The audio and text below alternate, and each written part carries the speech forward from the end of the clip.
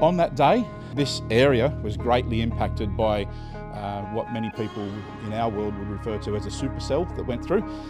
It was a unique weather event. 200,000 lightning strikes. What lightning does is when the network is on and energised, lightning can strike the line and can trip the line out.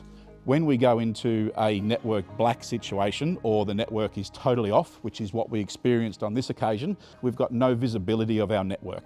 And that makes it really hard because we get all of these lightning strikes that invariably will have done damage to our network, but we can't see where it hit.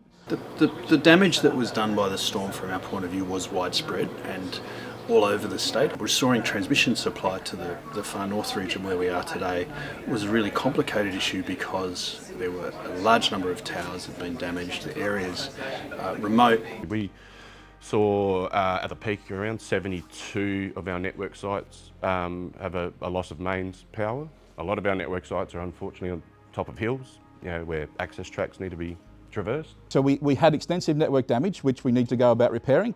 And then we also experienced a loss of supply on the transmission network to Hawker and Lee Creek. I need to point out there with Hawker and Lee Creek that you are on what we would refer to as a radial piece of line. So we have a distribution network, but it relies on the one piece of conductor from Electronet to get to this township. So if we lose that line, we have no source of supply for this township. Hawker region and Lee Creek region, our network is totally reliant on this red line running up here, which is the transmission network. There is no way known we can supply our customers without that network being on.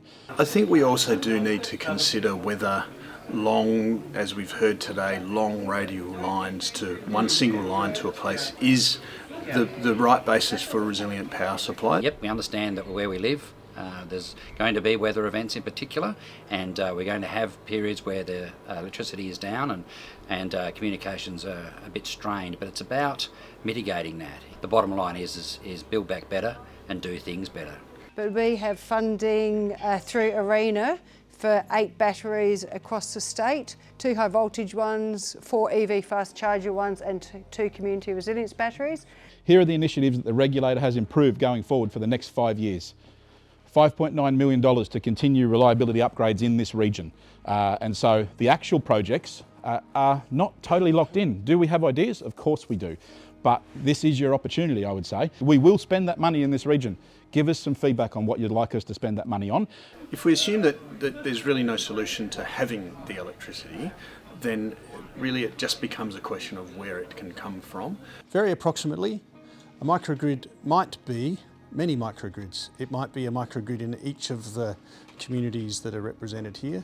If you imagine a microgrid as some size of solar battery with presumably a diesel backup generator and some supply, approximately what you might do is plug in that type of system at the various transmission substations that exist.